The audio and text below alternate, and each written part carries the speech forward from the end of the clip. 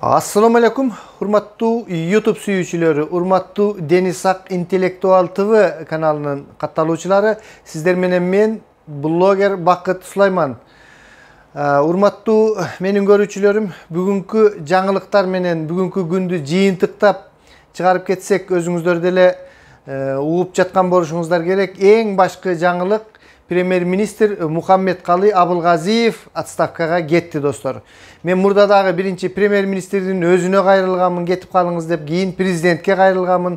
Эгерде менин катталуучум болуп, мурдакы видеолорумду көргөн болсоңуздар, албетте билесиздер, достор. Мен мен үчүн бүгүн шаңдуу күн. Кандайдыр бир карапайым элдердин бир мүдөө көксөө тилектери ишке ашкандыгы, ушул киши кетсе эле bir жакшы болот эле дегендей bir мындай ишеним бар эле да, достор. Эми бул киши кетип эле ордуна дагы бирөөсү келеттир, ушуга окшогон. Бирок ошентсе дагы ушул кишинин кеткендиги жакшы болду. Мен абдан кубанычтамын, достор. Чынын айтканда, эки колдоп за. Жанаракта бирөө ушинтип мага премьер-министр кетти деп жөнөткөн экен. Андан кийин өзүм дагы тактап, ошол кишинин өзүнүн отставкага кеткендигин мен ушул жыштыктарды сатуу боюнча иликтөөгө күч көрсөтпөйүн, мындай туура адилет туруп берейин деген таризде кеттим дептир. Мурда ошентип отпускага кеткен, мына эми отставкага кетти. Мындан кийин өзүнүн командасынын баарын, азыркы команданы алып кетсе, жаңы кабинет келип калса, ушул тез аранын ичинде форс-мажордук обстановкада жаңы кабинет келсе, министрлердин көбү алмашып, шайлоого жаңы министрлер кабинети менен барсак, абдан сонун болот эле, достор. Мен өзүмдүн оюмда эми, мисалы үчүн, кимди премьер болушун, сиздер кимди каалайт элеңиздер? Пикирлериңерге сөзсүз келтиргиле. Мен жеке оюмда Эльвира Сурабалдиеванын болушун каалайт элем да. Анткени Эльвира Сурабалдиеваны премьер кыла турган болсок, достор, эсенги мамлекеттеринде, мурда деле мына Украинада Тимошенко, Буржанадзе Грузияда болгон, биздин дагы өзүбүздүн Тимошенко, Буржанадзелерден дагы күчтүү кызыбыз Эльвира Сурабалдиева бар да. Бул болуп калса, ушундай интригалар бул кыз кишиге көп башка бирөөлөр тил ката албайт. Ал эми Эльвира Сурабалдиева министрлердин баягы катыгын берип деп коебу, ошондой кылып туруп буларды зыңкылдатып башкарат эле да. Мен болгондо ушул, мисалы үчүн, мен президент болгондо ушул Эльвира Сурабалдиеваны алып келет элем да. Урматтуу Сооронбай Шарипович Жээнбеков, эгерде эми угуп калган болсоңуз, балким сунуш болгон болсо, ушул Эльвира Сурабалдиеваны карап берсеңиз, эми менин каналымды жизнь бул киши укпайт деле болуш керек. Ошентсе дагы айтып кое берели. Бүгүн абдан, достор, кубанычтуу күн. Биздин канал элдик канал. Андай мындай деп мага режиссер болуп, продюсер болуп эч ким айтпайт. Өзүмдүн жүрөктөгү нерселеримди каалагандай туруп алып, каалаган жерде айта берем. Урматтуу президент Эльвира Сурабалдиеваны премьерликке дагы бир жолу айтып коеюн. Достор, ошо мен бүгүн абдан кубанычтамын. Мындан башка дагы кандай жаңылыктар бар? Жеке ушул элдердин талабын талашкан деп биз ойлогон партиялар бар, мисалы үчүн лидерлер бар. Мына мен Адахан Кимсанбаевич Мадумаровду кечетен бери абдан каттуу айтып, Чыңгыз Капаровду Жаштар партиясын айтып, бүгүн дагы Чыңгыз менен сүйлөштүм. Кимдер менен сүйлөшүүлөрдү жүргүзүп жаткандыктарын жакын арада мен кайрылуу жасаймын деди. Буюрса эртеге анын кайрылуусун чыгарып калат болушубуз керек. Азыр ушул Чыңгыз Капаров дагы абдан активдүү Жаштар партиясы менен иштеп жатат, достор. Бүгүн эртең менен Орозайым деген кызыбыздын видеолорун чыгардым. Анын дагы абдан иликтеп, жакшы элге жаккан видеолору бар, ошолорду чыгарып. Андан кийин дагы бир айта кетчү башкы жаңылыктардын бири, Facebook'тан өзүңүздөр көрүп жатат болушуңуздар керек, достор.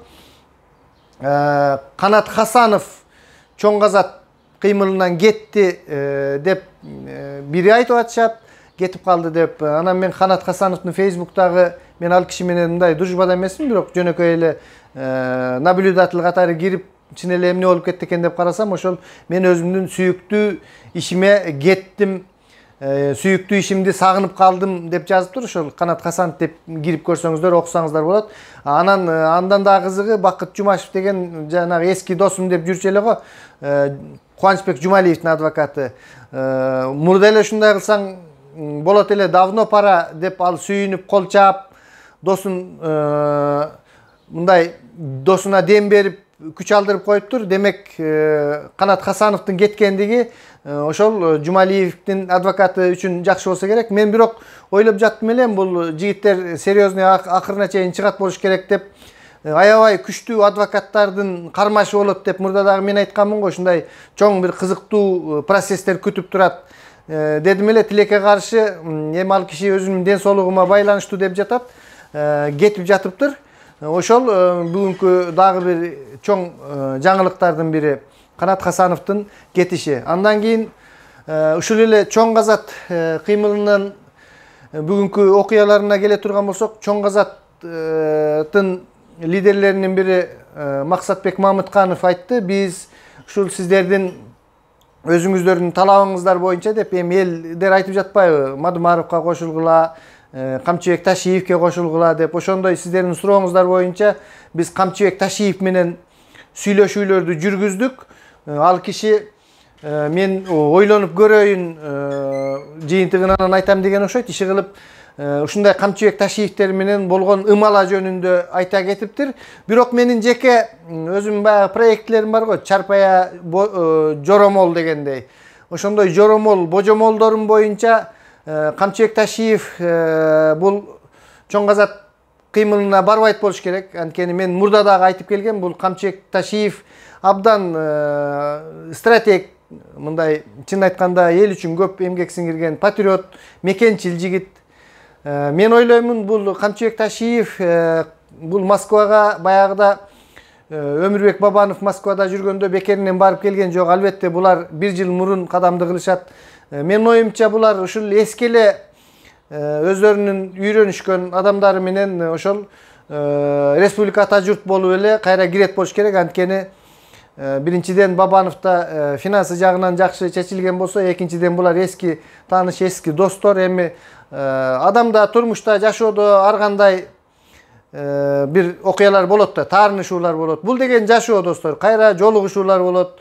Менин оюмча бул киши ушул Өмүрбек Бабанов менен барат болуш керек. Эми бул достор менин жөн гана карапайым, мындайча айтканда, Чарпая жоромолум да. Балким андан башкача болоттур, балким ушул Чоң Казаттар менен бараттыр. Аны дагы көрө жатарбыз достор. Ошол менин бүгүнкү айта тургандыгым. Анан ушул премьер-министрлик жагына келе турган болсок, эми мыйзам боюнча мен өтө көп түшүнбөйт экенмин достор. Эми аны дагы ошол өздөрүнүн ордонун оюнчулары, ордонун технологдору чечишет болуш керек. Бул премьер кеткенде демек баардык министрлер кабинети толук кетеби? Толук кетсе, бирок сразу эле кетип калбайт да. Булар убактылуу жаңы министрлер кабинети келгиче иштеп турушат. Ошондо кийинки келе турган кабинет кандай болот? Мына биз бул азыркы парламентибизди чимкирик парламент, мындай парламент, анан тигиндей парламент деп эле оюбузга келген сөздү айтып келе жатабыз. Бирок эгерде ошол кандай парламент болгон учурда дагы, эгерде министрлер кабинети толугу менен кетип, анан жакшы бир реалдуу элге кызмат кыла турган адамдарды кабинет кылып алып келип берсе, биз бардыгын бул тарыхта кала турган парламент болот эле да. Биз адамдардын көксөөсүн ушундай кандырган бир сонун парламент болуп берет эле. Урматтуу Дастанбек Артисбекович, сиздердинге дагы абдан чоң милдет жүктөлгөн. Эгерде ушундай кабинет кетип, жаңы министрлер келсе, ушул адилеттүү болуп туруп, дагы деле баягы эски оюнчуларды эмес, жаңы, жашыраак, эми кичине сиздер жакында кетип, октябрда шайлоо болуп, бул кабинет калат, жаңы боло турган кабинет. Иштеп кете турган бир жакшы кабинетти коюп берсеңиздер, министрлер кабинетин абдан бир чоң тарыхый иш кылган болот элеңиздер да достор. Ушул менин премьер-министрлерге, кийинки премьер-министрлер жөнүндө, депутаттар жөнүндө, президентке кайрылуум ушул Элвира Сурабалдиеваны болдуруп ушундай премьерликке көрсөтүп берсеңиздер деп, ушул урматтуу депутаттар, ушул өзүңөрдүн ичиңерден чыккан абдан тажрыйбалуу ушул кызыбызды колдоп, премьер-министр кылып койсоңуздар Кыргыз элине чоң Элвира Сурабалдиева өз эле тактап керек болсо начар анча-мынча министрлерди өз эле иштетип коймок. Анча-мынча нерсеге кээ бир адамдарга кичине нерсе жетишпейт да, мындай бурап туруш керек. Ошондой кылып бурап, катыра турганын катырып иштеп кете тургандыгына биздин Дениз Сак интеллектуал каналыбыз менин атымдан толук ишенемин. Саламатта туруңуздар достор, көңүлүңүздөр көтөрүңкү болсун.